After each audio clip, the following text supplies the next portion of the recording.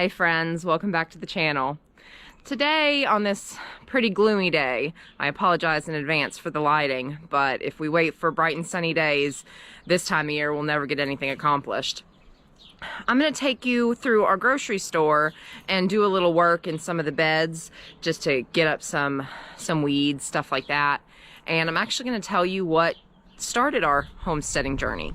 So I'm sure you've heard Dirk talk about the grocery store in some videos, and we've walked through it in several, but I apologize in advance for the wind. Hopefully y'all don't hear too much of it. It's kind of given me a little PTSD after the storm the other night. Every time I hear a gust of wind, especially when I'm inside, my anxiety just spikes. But so we call it our grocery store because everything that we grow here is either to feed ourselves or the animals. We sell a lot of produce during the summer up at Steele's Barbershop in Bedford. We're there usually Wednesdays and Fridays throughout the summer, but none of the produce that is produced here in the grocery store is sold up there. We have our bigger gardens and other local farmer friends that help with that produce. So this is just for us, and it's grown significantly over the past couple of years. But how it started and how our entire homesteading journey started is with this one raised bed. Dirk and I got married in April of 2020, and we call this our marriage bed because he'd been toying around with the idea of building a raised bed to start a garden. We had never gardened here on the property before, and it was probably 10 o'clock at night on our wedding night. He asks, he's like, "Hey, do you care if I go work on that raised bed?"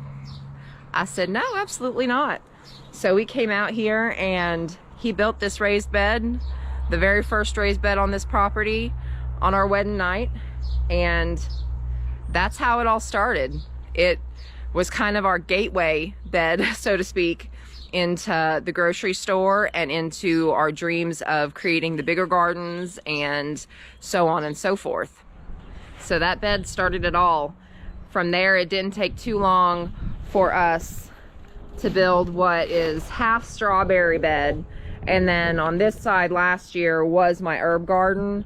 I'm scrapping that idea this year. It was good in theory, but there's just not enough space. So all the herbs kind of, even though they were separated by cinder blocks and whatever, they all kind of just grew into each other.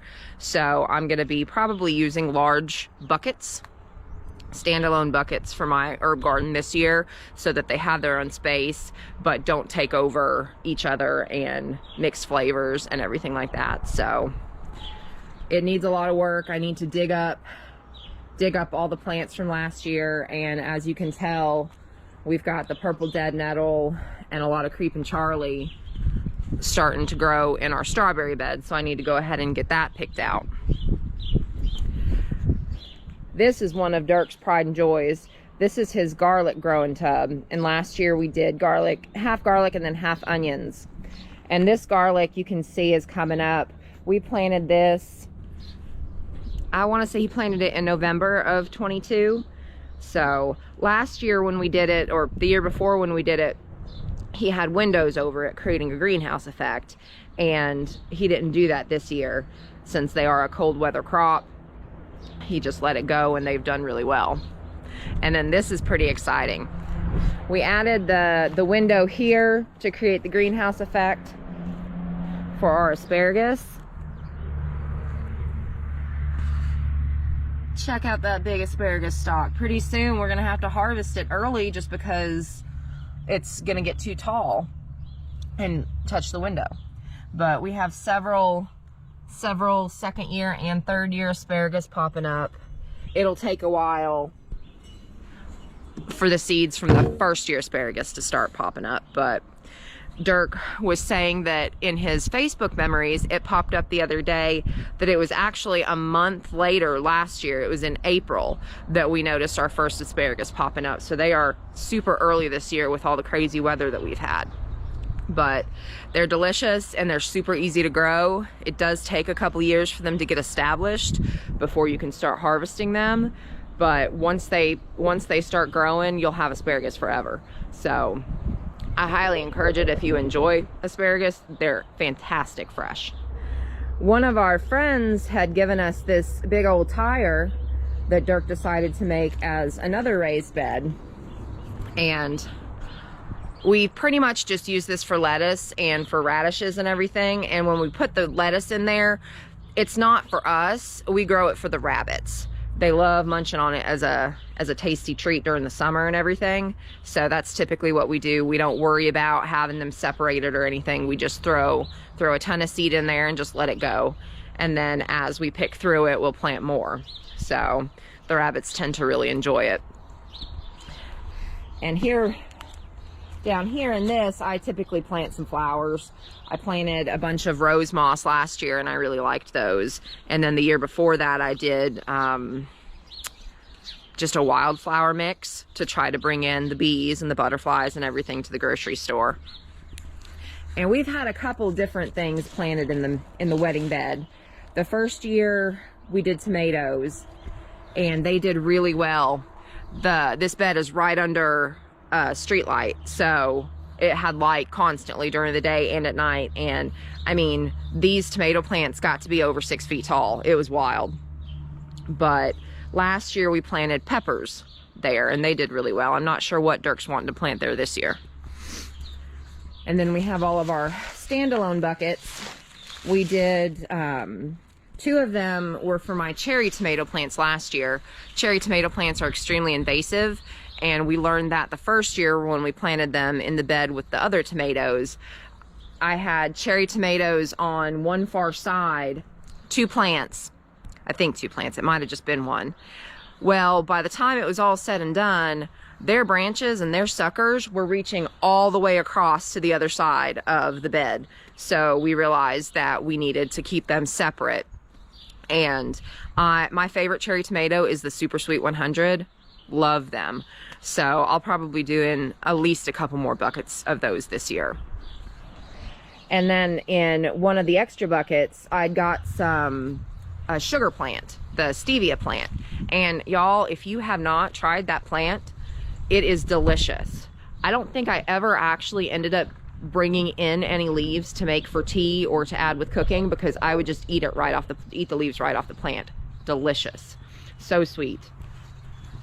We had some yellow squash in that bucket, and then we tried to grow some cucumbers there, so that hoping that they would go up over the trellis, and it didn't work that great. I don't know if it's just because they didn't grow very well in the bucket or what, but I think we're gonna try something different there this year. And in my big garden that is gonna be my pride and joy this year, I'm gonna be planning on growing all of our tomatoes for the produce stand, and probably a bunch of cucumber and zucchini and squash. And that's gonna be on the other side of the house where I've had all the issue with the cardboard flying everywhere. So this raised bed last year, we had onions, some Walla Walla onions, which is Dirk's favorite. And we actually have a couple growing up right now. And we did sweet potatoes in this bed last year. And then this was kind of just our catch-all for whenever we were weeding. We got that tub pretty late in the season, so we didn't really have any idea of what we wanted to plant there. So whenever we would weed, we would just toss the weeds in there so that they wouldn't take root through the wood chips or anything. And probably when it dries out, I'll probably take that whole mixture down to the chickens and just let them comb through it and get what they want. And I'd say we're probably going to use it as an actual growing bed this year and find another contraption to keep all of our weeds and stuff in when we pull them. So that's the basic tour. Dirk has a sink set up here. We don't have water run into it right now. We tend to try to unhook all of our garden hoses at the beginning of the winter so they don't freeze. But come summertime, he'll be able to run the garden hose straight to it, so we can actually have a sink system set up so we can wash our vegetables right here in the garden. And he's got a bucket underneath that collects rainwater through the drain so that we can use that to actually water our plants. So Saves us a few trips here and there, and you know, you might as well use what nature's gonna give you already. The Hall's crop insurance sign is one of Dirk's favorite pieces, and we actually just got our friend at Summit Cleaners. We got this sign, which is extremely appropriate. Discrimination isn't welcome on Mama Bear's Homestead and More. But I think I'm gonna start tackling some of these weeds and just raking up some of the leaves and everything off the ground. It's a gross day, but you know, when you have some extra time, you do what you can with the time that you're given, and you don't always get a bright and sunny day to do your outdoor work, unfortunately. And I don't know about y'all. I don't know from where all y'all's watching, how the weather is, but this girl is ready for spring. I am ready for consistent sunny days. You know, I know that's gonna bring a lot of rain in with it, but I'm ready for more sun. So let's get to work.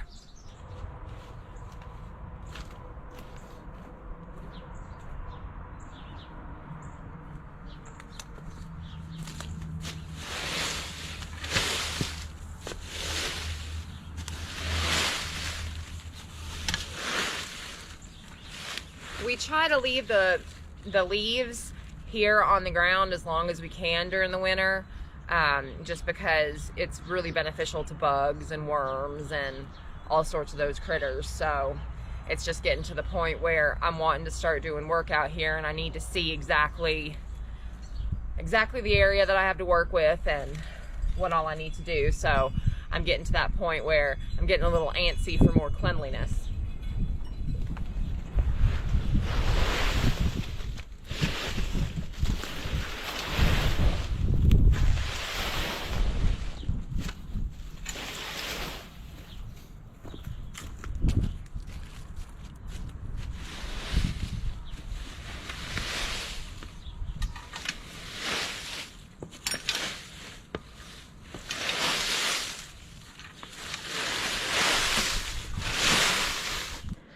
Okay, we've gotten a good bit of the leaves raked out of the way. This isn't something that I'm gonna get done 100% today. And I don't mind that there's still some leaves left. It's just with the amount of them that were here, it was kind of almost cluttering up the grocery store and making me feel like there was more work to be done than there actually needed to be. So like I mentioned before, if there's a project that's been kind of daunting to you, or you felt overwhelmed at the thought of trying to get it done, it really helps just to pick a little piece of the puzzle, so to speak. This is definitely something, I mean, we won't be planting anything in here for probably about another month, I would say. So it's not something urgent that needs to be done, but it's something, you know, I walk by this grocery store or walk through it every single day. So it helps to see a little bit of an improvement, a little bit of a progress in the project. So let's see what we can work on now. I'm just gonna kind of get some of the older leaves out of here and just mix up the soil a little bit. I put rabbit poop in my buckets and in all the raised beds and all the gardens throughout the year. So some of that's just been sitting on top, I'm gonna go ahead and get mixed in a little bit better. I've mentioned it before, rabbit poop is an excellent fertilizer because it's not hot, so you can really add it to any crop, any part of your garden without having to worry about it burning up your crop like chicken poop does sometimes. Not everything can handle being fertilized with chicken poop.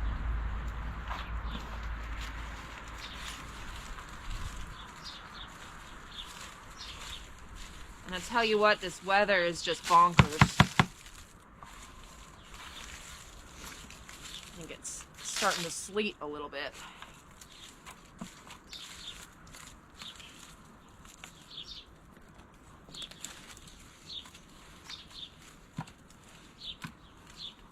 And I gotta say, last year was our first year doing anything with buckets, and it's pretty convenient You know, if you're watching, if you've been thinking that you would like to start a garden, or, you know, even plant just a tomato plant or something else small like that, but you think you just don't have enough space, a bucket doesn't take up a lot of space, and you don't even have to use buckets. So you can use a 5-gallon bucket for some things. There's no reason why you can't grow a few things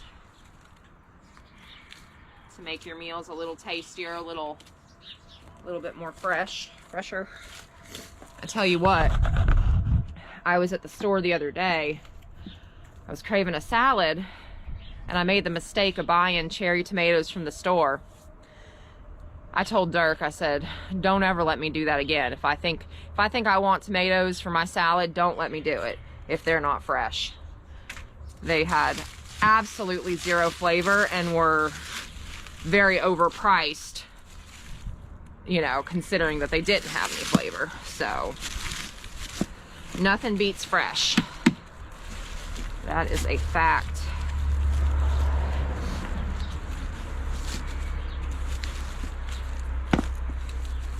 And we have some planters that we've been lining up along the grocery store, kind of like my little flower bed over at the bottom of the wedding bed. We just plant flowers in it, try to help get more pollinators over to this area. And plus, who doesn't like to walk by and see a bunch of pretty flowers? So you can see in the buckets, I just kicked up the soil a bit, mixed in the poop a little bit better. Some of these will be getting more potting soil added to them before we actually plant.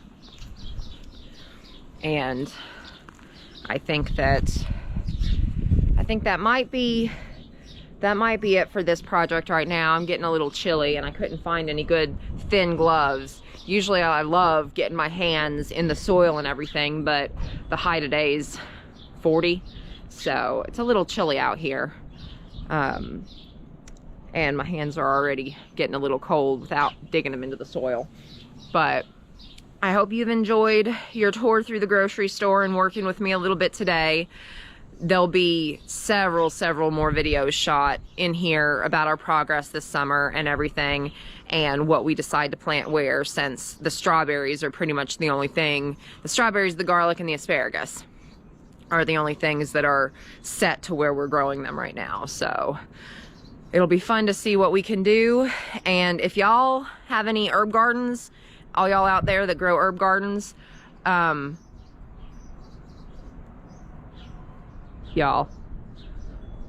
I've got to let you in on this real quick, because there is a crow walking its way. I don't know if you could see it right in front of the yellow bucket when it walked by. I am so excited, y'all. Call me a nerd, but I love crows. And if you didn't know, crows do not like hawks. Crows will chase hawks away. I never believed it. And then Dirk and I, 3 times in the same week in different locations, witnessed hawks flying through the sky with crows flying behind them, chasing them off. And we have had a murder of crows living back in our backwoods for a couple of months now. I hear them all the time, and every now and then I'll see one land in one of my trees. Well, this is the first time I've seen one right by the house. I actually am planning on creating something, I don't know, setting something up so that I can leave little offerings for the crows to try to get them to come to the yard. I've heard you can do that with eggs, and since I have so many little Banny chicken eggs, I figured that would be an easy lure to get them in, and I'm really hoping I can get them to move onto the property so that they can chase away the hawks that are in the area. Because if I do that, I can start to let my chickens free range again, if these crows will protect my chickens, which they do. So if y'all don't know anything about crows, do some research. They are fascinating birds.